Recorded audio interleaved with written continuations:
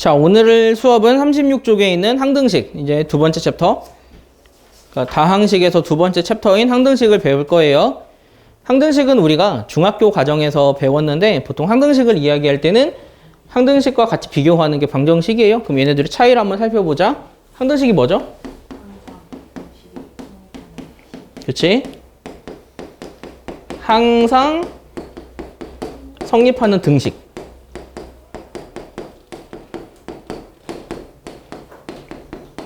우린 이걸 항등식이라고 합니다. 그러면 항등식은 굉장히 많아요. 우리가 예전에 배웠던 것 중에 가장 대표적인 항등식은 검산식이에요. 그러니까 우리가 만약에 A라는 식을 B로 나눠요. 그럴 때 몫을 Q라고 하고 나머지를 R이라 할 때 A는 어떻게 적을 수 있죠?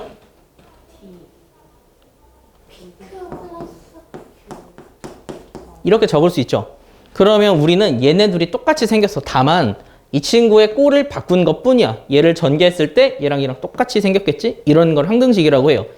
그러면 우리가 중학교 과정에서는 그냥 항상 성립하는 등식 이 정도로만 생각을 했다면 고등학교 과정에서는 조금 더 나아가서는 항등식을 어떻게 바라보면 되냐?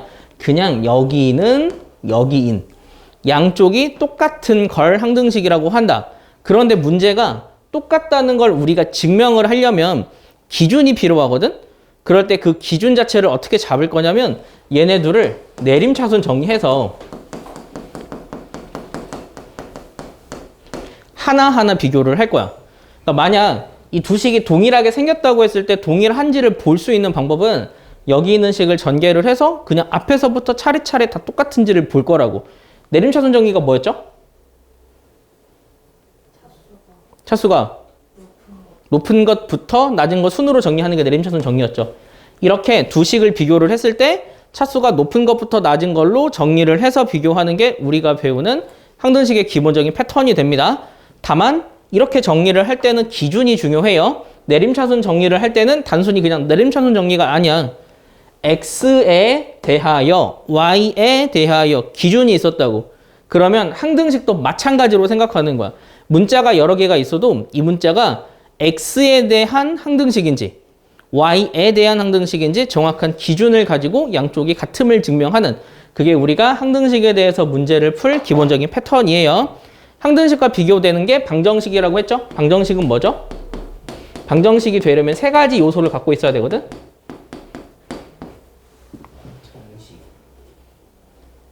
미지수. 그치? 미지수 x 값에 대하여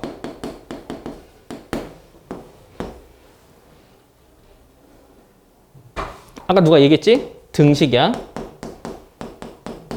x 값이 존재를 해. 미지수에 대하여 뭐 어쩌고 저쩌고 한 등식을 방정식이라고 해. 참이 되는 건 항등식이지. 항상 참이 되는 게 항등식이잖아. 항상 참. 방정식은 뭐야? 참 또는 거짓이 되는.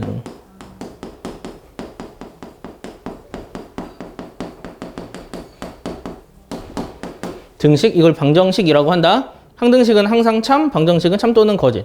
그래서 얘네들을 여러분이 구분할 수 있어야 해. 구분할 수 있는지 한번 보자.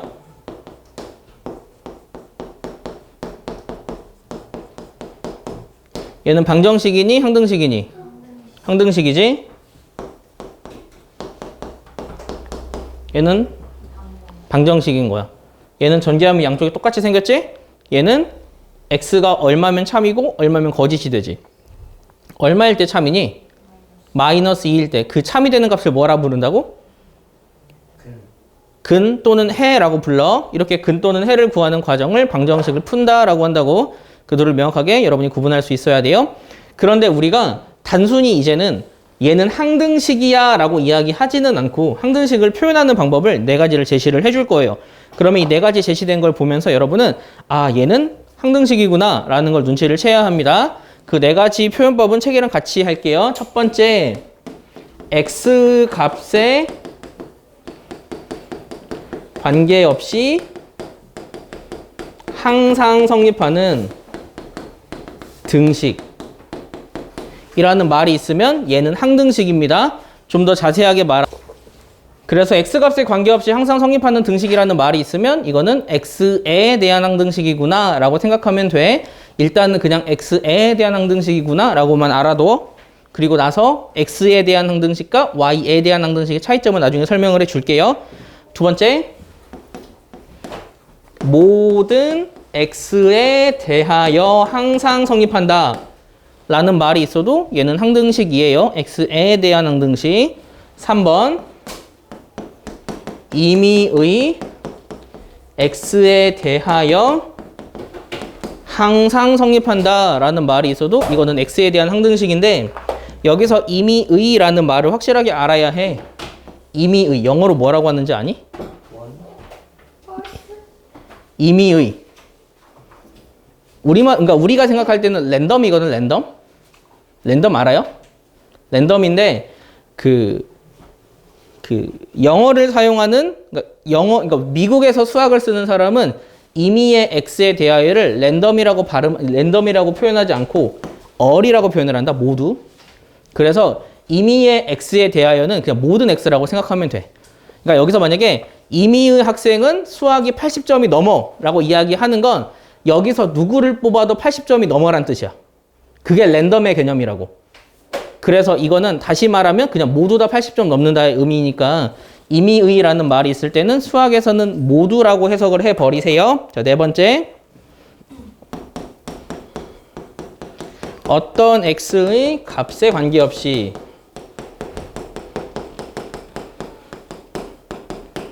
항상 성립한다. 이러한 표현법이 있을 때 이 네 가지가 항등식을 표현하는 방법이 됩니다.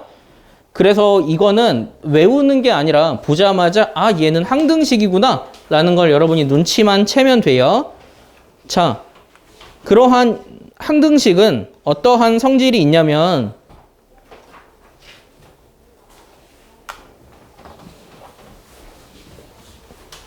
여긴 성질이야. 항등식이라면 어떠한 성질이 있냐면 만약에 얘가 x에 대한 항등식이야. x에 대한 항등식이라는 말은 x의 어느 값을 집어넣어도 항상 양쪽이 똑같은 항등식이라는 뜻이야. 그러면 이 x에 대한 항등식을 표현하는 방법은 만약 이 x에 대한 항등식이 이렇게 됐대. 다시 할게. ax 뿔 b가 a-x 뿔 b 다시래. 그런데 얘가 x에 대한 항등식이래. x의 어느 값을 집어넣어도 양쪽이 똑같대. 그렇게 되는 조건은 이고 b랑 b 다시만 같으면 된다. 이게 항등식의 기본적인 패턴이야. 그러니까 x에 대한 항등식이면 x를 기준으로 x의 개수랑 x 없는 상수항이 같으면 돼. 그러면 얘를 좀 더 확장해서 2차식으로 만들었을 때도 마찬가지예요.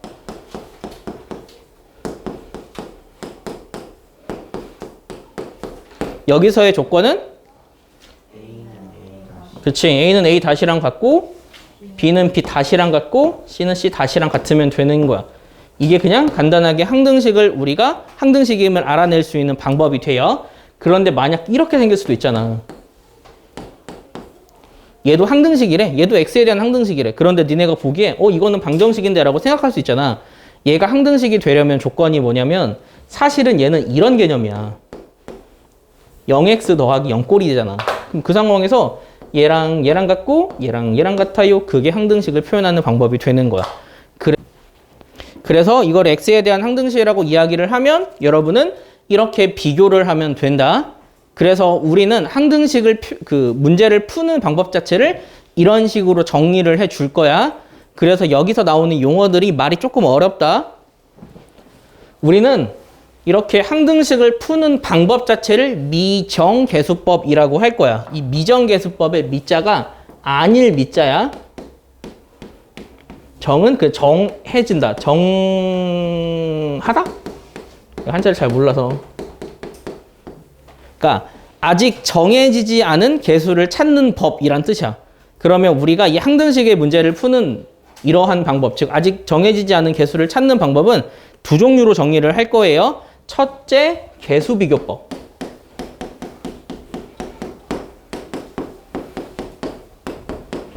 두 번째 수치 대입법.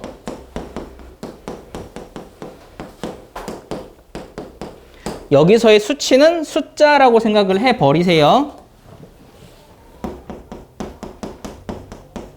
그래서 우리는 이 두 가지 방법에 의해서 문제를 풀 건데 개수비교법이라는 건 이런 거예요. EX 우리가 구하는 건 X에 대한 항등식이야. 항등식이 있는데 EX 제곱 더하기 3X가 AX 제곱 더하기 BX래. 여기서 AB 찾아주세요 라고 할 때 문제 푸는 방법이야. 그럼 이때는 어떻게 찾냐면 얘네 둘이 항등식이면 그냥 개수끼리 비교를 하는 거지. 이 개수랑 이 개수가 같고 이 개수랑 이 개수가 같아요. A는 2, B는 3. 이게 개수비교법이야. 그런데 개수비교법에서 중요한 사항은 이렇게 X에 대해 내림차순 정리를 해야 한다. 이게 굉장히 중요한 사항이야. 그 문자에 대하여 내림차순 정리를 하고 개수끼리 비교하는 거예요. 수치 대입법은 숫자를 집어넣어서 푸는 거야. 똑같은 문제로 할게.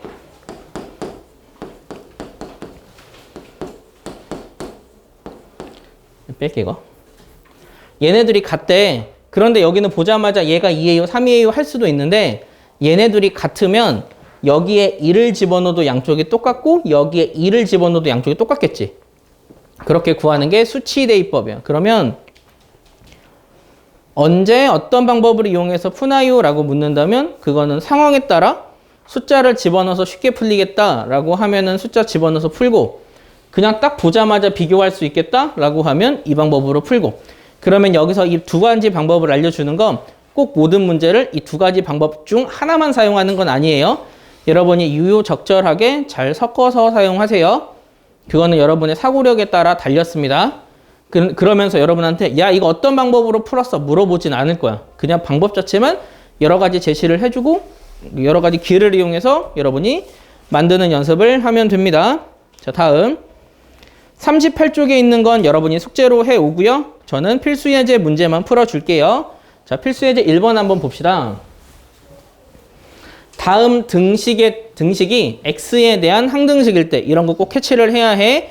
여기는 노골적으로 x에 대한 항등식이라고 알려줬어요. 그럴 때 a, b, c를 구하고 싶어. 양쪽이 똑같다는 뜻이야. 어떻게 구할래? 전개할까? 전개 한번 해보자. 자, 얘랑 곱하면 x 세제곱, 얘랑 곱하면 ax 제곱, 그 다음에 마 3x, 마 x 제곱, 마 ax 뿔 3이야. 하고 이거거든? 여기는 좀 쓰기 귀찮으니까 안 적을게. 이렇게만 두지 말고 얘를 내림차순 정리를 하라고. 우리가 내림차순 정리할 때 확실하게 생각을 했던 건 얘를 내림차순 정리하는 건 이렇게 적어야 한다. 괄호를 이용해서 표현을 해야 해. 그래서 비교하는 거야. 자, 얘랑 똑같아. 똑같네. 둬도 되고 얘랑 똑같아. 그러면 첫 번째 나오는 게 a 마일이 b야. 얘랑 똑같아. 근데 내가 둘 다 마이너스로 묶었지? a 뿔 3은 2야 마이야? 2야. 얘랑 똑같지? c는 3이야. 이걸 다 적어놓고 a, b, c 순서대로 구하면 돼. a는 얼마니? 마일이네. b는 얼마니? b 얼마니? b가 마이야? 맞네? c는? 3. 그렇게 구하면 되는 거예요. 알겠죠? 자, 다음 문제. 얘는 어떻게 풀 거냐면 얘는 전개를 3번 해야 되잖아. 3번 전개하는 건 빡세. 그래서 얘는 숫자 집어넣을 거야. 자, 숫자를 집어넣을 때는 얘를 집어넣었을 때 잘 정리되는 숫자를 집어넣으면 된다. 얼마를 집어넣을까? 그치? 그럼 첫 번째 x2 한번 집어넣을까? 이렇게 적어. 진짜 나처럼 풀어야 돼. x2를 집어넣어. 그러면 왼쪽 계산해볼래? 8마 12마이야. 그치? 그거는 여기 2 집어넣으면 0 되지. 여기 2 집어넣으면 0 되지. 여기 2 집어넣으면 3c. 이거 맞니? 오타 있는 거 아니야? 오타 있다? 여기 x 하나 더 있다? 그러면 2 집어넣으면 6c야. 이해했지? 그렇게 해서 c 하나 구했어. 그 다음 두 번째, 이제 다른 값 집어넣자. 마일 집어넣자. 마일 집어넣으면 좌변은? 이거지? 우변은 마일 집어넣으면 얘 0 되고 얘 0 되지. 여기다 말 집어넣으면 아 3bx. 그냥 3b지? bx가 아니야. 여기도 말 집어넣고 여기도 말 집어넣는 거니까. 알겠지? 3b야. 세 번째, 이번엔 x에 0 집어넣을 거야. 0 집어넣으면 얘가 사라지고 얘가 사라지거든? 그럼 0 집어넣으면 여기는 다 사라지고 상수항만 나오지? 여기 0 집어넣으면? 그치? 이렇게 a, b를 다 구하면 되는 거야. 이렇게 계산하는 방법을 수치 대입법이라 부릅니다. 자, 다음 페이지. 필수의 이제 4번 문제는요. 잠시만요. 잘못 보네. 필수의 2번 문제는 이거거든요. 여기서부터는 이제 노골적으로 알려주진 않아. 문제에서 이렇게 제시가 됐네. 등식이 K값에 관계없이 항상 성립한다. 이거는 항등식을 표현하는 방법이라고. 그런데 디테일하게 말해야 돼. 어느 문자에 대한 항등식일까? K에 대한 항등식이야. 이거는 K에 대한 항등식이야. 그럼 K에 대한 항등식을 푸는 방법은 K로 내림차순 정리하는 거야. 확실하게 외워. 지금까지는 X로 내림차순 정리했잖아. K에 대한 항등식은 K로 내림차순 정리를 해야 해. 그러려면 얘를 다 분해해야 한다. 해볼게. 2 KX 마 X KY Y 마 7은 0인데 얘를 K로 정리하는 방법은 일단 K 있는 거를 먼저 표시를 해. K로 묶어 먼저. 남는 건? 그렇지. 그리고 K 없는 걸 정리를 하면 되는데 혹시나 나 마이너스로 묶는 게 헷갈린다 라고 하는 친구들은 이렇게 묶어도 뭐라고 안 할 거야. 이렇게. 그런데 그게 싫은 친구들은 마이너스로 묶어 써도 돼. 어찌됐든 이렇게 정리하는 게 K로 정리하는 건데 얘가 K 값에 관계없이 항상 성립하는, 즉 K에 대한 항등식이 되는 조건은 뭐라고? 2x 플러스 y y는 그치. 얘가 이 값이 0이어야 돼. 그러면서 동시에 이 값도 0이어야 돼. 어떻게 푸는지 알겠어? 어느 문자에 대한 항등식인 정리를 해서 이렇게 정리를 해야 된다고. 이게 왜 그러냐면, 그럼 이게 어떤 꼴이냐면 이 꼴이야. 그럼 얘는 K에 어떤 수를 집어넣어도 항상 양쪽이 똑같다고. 그렇게 되기 위해서는 K 앞에 있는 수도 0이 되고 K가 없는 것도 0이 돼야 돼. 알겠지? 제곱이면 제곱으로 내림차순 정리를 해야 돼. 이해하고 있어? 자, 이제 3번. 필수예제 3번은 모든 실수 XY에 대하여 항상 성립한다. 이거는 어느 문자에 대한 항등식이지? 그렇지. 그냥 XY 두 문자에 대한 항등식이야. XY에 대한 항등식은 어떻게 풀까? XY로 정리하면 돼. 몇 X? 몇 Y? 없는 것으로. 그러면 전개를 한번 해볼게. AX 마 2AY 3BY 마 BX 2X 마 3Y거든? 그러면 일단 X 있는 것부터 정리를 하자. X는 여기 3개 있네. X 있는 거는 X로 묶을게. X로 묶으면 그치? 그 다음에 없는 거 아니지. 이번에 Y로 묶을게. 그냥 Y로 묶었으니까 그냥 계속 마이너스 그대로 할게. 마 2A 뿔 3B 마 3 식이 이렇게 되는 거야. 그러면 얘가 x, y 값에 관계없이 항상 성립하는 x, y에 대한 항등식이 되려면 이 값이 0이고 이 값이 0이야. 그러면 얘네들 0이 되는 두 식은 어떻게 풀었죠? 연립방정식.